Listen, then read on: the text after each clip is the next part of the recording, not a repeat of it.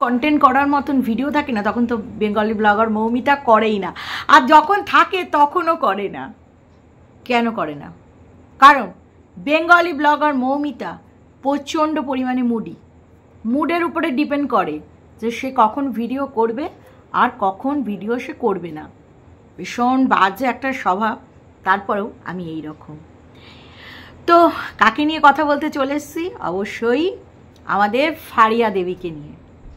ফারিয়া দেবী একটা ভিডিও গেছে, যে ভিডিওটা আমি গত পরশুদিন করেছি, যেটা কিনা হিন্দু মুসলিমের বিয়ে। তো বিষয়টা হচ্ছে যেটা ভেবেছিলাম সেটাই আমি তোমাদের বলেছিলাম, ভিডিও দেখে আমি বলেছিলাম যে এই বিয়েটার মধ্যে অনেকের হাত আছে, তার মধ্যে অবশ্যই ম্যান্ডি রানী।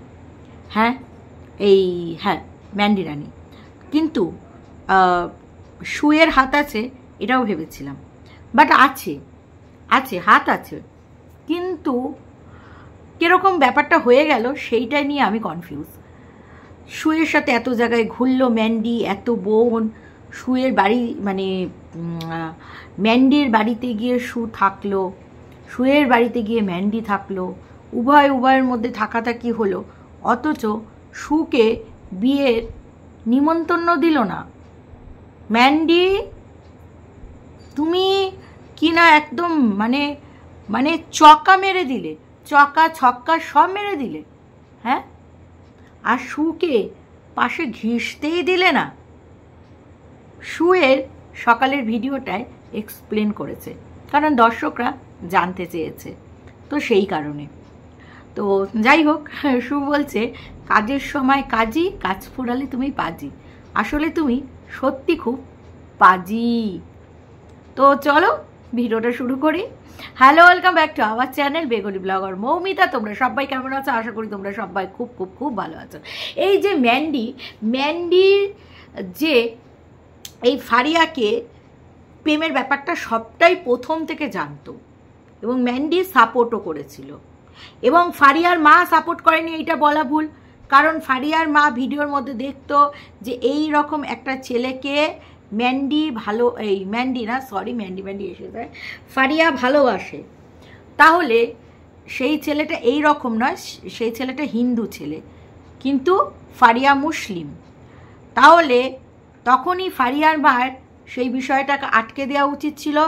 সেই বিষয়টা ফারিয়ার মা সেইভাবে ভ্রুক্ষেপ দেয়নি।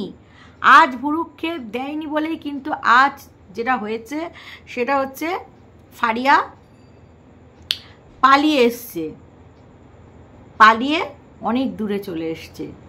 তো দুজনের বাড়ি থেকে চলে এসছে। ম্যান্ডির খুব ইচ্ছে ছিল যে ম্যান্ডি ফারিয়াদের ওখানে জমি কিনে বাড়ি করবে, তো সেই সেটা তো কখনোই পসিবল হলো না, কারণ ম্যান্ডির আবার মিলন হয়ে গেল, আর স্যান্ডি কখনো এই ফারিয়ার ওখানে জমি কিনতে রাজি হয়নি, কারণ হুল যদি ম্যান্ডির জীবনে আবার চলে আসে তাহলে স্যান্ডির জীবনটা এতটা সুন্দর হবে না। তখন ম্যান্ডি বলল যে ফারিয়া তুই বিয়ে করে এখানে চলে আয়, তাহলে দুই বোন আমরা একসাথে থাকতে পারবো। অ্যাকচুয়ালি ওরা দুজনকে খুব ভালোবাসে, থাকার উদ্দেশ্য হচ্ছে দুজনকে খুব বোঝে, থাকার উদ্দেশ্য হচ্ছে দুজন কাছাকাছি থাকলে মাঝে মাঝে দেখা সাক্ষাৎ হবে, মনের কথা আদান প্রদান হবে। কখনো খারাপ লাগলো ফারিয়ার বাড়িতে চলে গেল, আবার কখনো খারাপ লাগলো ফারিয়া ম্যান্ডির বাড়িতে চলে আসলো। তো ফারিয়া যখন এর আগেও দুবার গিয়েছিল, স্যান্ডি খুব একটা পছন্দ করেনি, কারণ পছন্দ করেনি যদি আবার হুলের সাথে আবার ফারিয়া আলাপ করিয়ে দেয়, ম্যান্ডির মন যদি আবার উড়ু হয়ে যায় তাহলে তো ভাই খুব মুশকিল, এখন কি করা যায়।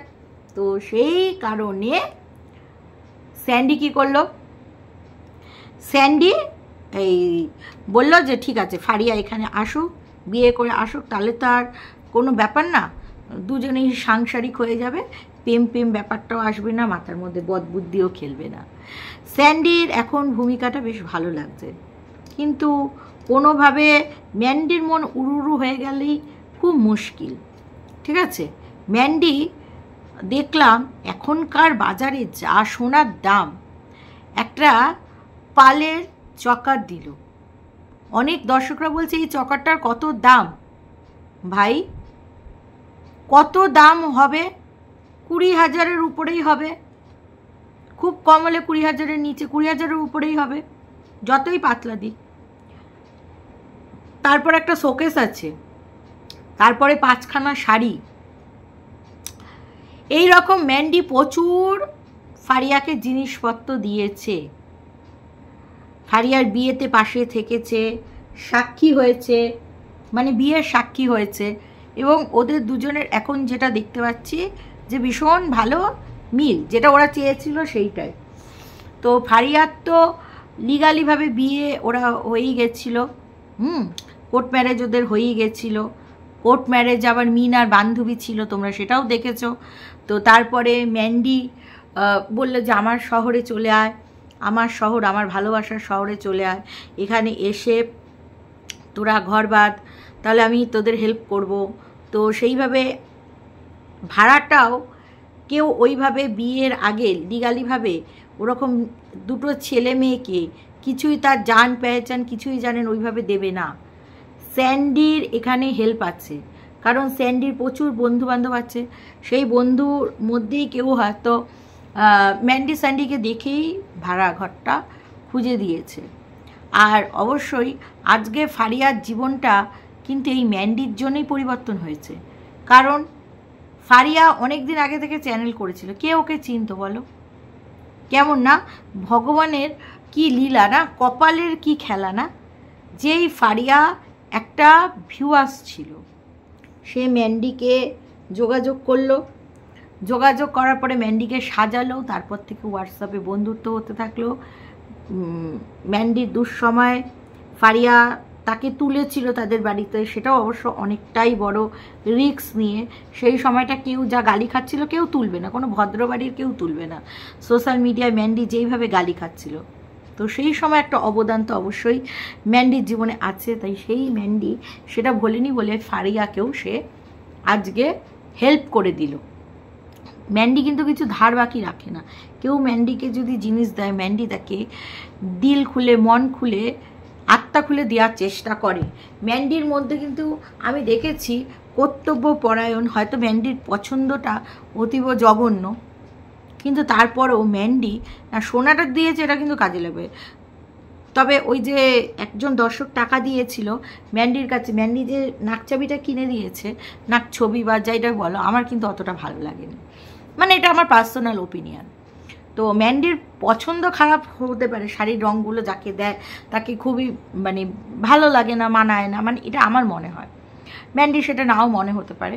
তারপরেও বলবো ম্যান্ডির কিন্তু কর্তব্য পরায়ণটা ভীষণ এক্সিলেন্ট কর্তব্য পরায়ণ। মানে ওর এতটা সেন্স, এতটা কাউকে দিতে হবে, কিছু দিতে হবে, হয়তো পছন্দ খারাপ হবে, কিন্তু দেওয়ার দিক থেকে ও খুব মন খুলে। তো যাই হোক, তো যেটা দেখলাম ভিডিওর মধ্যে, যেটা বুঝতে পারলাম, ম্যান্ডির হয়তো নিমন্ত্রণ করেছে স্যান্ডির জন্মদিনে। তো আমরা ভিডিওটা দেখলাম, তারা থাকলো, এনজয় করলো। এবং ফারিয়ার ভিডিও থেকে দেখলাম যে ফারিয়া এবং ফারিয়ার হাজব্যান্ডও হচ্ছে তাদের বাড়িতে থাকলো। তবে আমি এই কথাটা বলবো, ফারিয়ার হাজব্যান্ডকে কিছু করতে, সেও কি স্যান্ডির মতন এখন বইয়ের মানে জরুকা গুলাম হয়ে যাবে? এইটাই আমার মনে হচ্ছে। কারণ আগে তো সে নাকি অনেক ইলেকট্রিশিয়ানের এটা সেটা কাজ করতো, আগে করতো। এখন কি সে ফারিয়ার মানে ভিডিওটা করছে, অবশ্যই ফারিয়াকে ক্যামেরা ধরে দেওয়া, এডিটিং করা, এগুলো তো আছেই, নতুন সংসার এগুলো করতেই হবে। আমি বলবো কিছুদিন ব্রেক নিয়ে তারপরে হানিমুন করে একসাথে করা উচিত। আর একটা মানে ম্যান্ডির একটা দোষ আছে, দেখবে ম্যান্ডি যার উপরে যখন ভর পড়ে তার উপরে, মাঝখানে বান্ধবী, তারপরে বৌদি, দাদা বৌদি, তারপরে দীপ ভাই। হ্যাঁ, যে বিষয়টা নিয়ে বলবো এবার আসি, সেইটা হচ্ছে যে কিনা ফারিয়াকে নিয়ে দীঘা এই দিক ওই দিক, হ্যাঁ, ঘুরে বেড়ালো। সেই ফারিয়ার বিয়েতে সুকে ডাকা হলো না, ম্যান্ডি পুরো ছক্কা মেরে দিল। শুধু ডাকা হলো না তাই না, স্যান্ডির জন্মদিনে ভেবেছিলাম যাবে, সেখানেও ডাকা হলো না। ম্যান্ডি হচ্ছে খাঁটি সোনা, সোনাকে চিনে নিয়েছে। ও সোনা দিব্যাই একদম জানে এই দিব্যাই কি খতরনাক, কি একদম মহিলা জানি। আবার এইটা আবার হয়তো এরা দর্শকদের কথাতে, এরা তো একজন কন্টেন্ট ক্রিয়েটার, সবাই কন্টেন্ট ক্রিয়েট করে, দর্শকরা যেটা দেখতে চায় সেটাই দেখাতে চায়। হয়তো যদি ভবিষ্যতে কখনো সবাই বলে যে তোমার দিব্যায়ের সাথে তোমার বন্ডিং বা সেরকম ভিডিও দেখতে চায়, হয়তো ফারিয়া, হয়তো ম্যান্ডি, আবার শু, তিনজনে আমরা ক্যামেরা বন্দি মানে করতেও পারে, আমরা দেখতেও পারি। দর্শকদের উপরেই ডিপেন্ড করছে দর্শকরা কি চায় এবং সেই চাওয়াতে এটা কতটা মান্যতা দেবে, তো সেইটার উপরে এটা ডিপেন্ড করছে, বুঝতে পেরেছো? তো আমার খুব হাসি পেল এবং খুব অবাক লাগলো, মানে কেন ডাকলো না, যেই মানে ওর তো এত কিছু দোষ গুণ সব কিছু জেনেই শুয়ের সাথে ফারিয়া মেলামেশা করেছে, তাহলে শুয়ের এত কিছুতে কেন গেল না?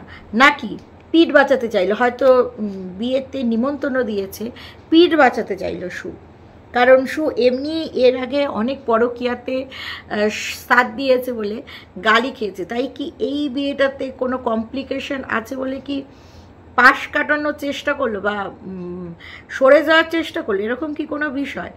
নাকি নিমন্ত্রণ করেইনি? যেটা যতদূর শুনলাম নিমন্ত্রণ করেনি।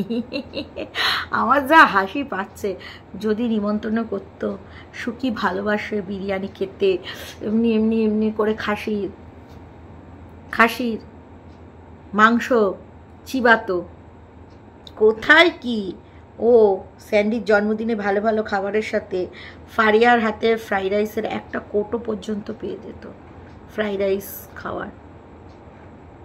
ব্যাড লাক মানে সুখে সবাই এইভাবে জুতো মারে না, খুব হাসি পায়। যাই হোক, এইটুকুই বলার ছিল দর্শকরা, আমি টেনে হেঁচড়ে ভিডিওটাকে বাড়াই না, আমার যতটা বক্তব্য সেইটুকু বলে আমার ভিডিওটা শেষ করি। তো এখানেই শেষ করছি, তোমরা সবাই ভালো থেকো, সুস্থ থেকো, লাভ ইউ অল, টাটা।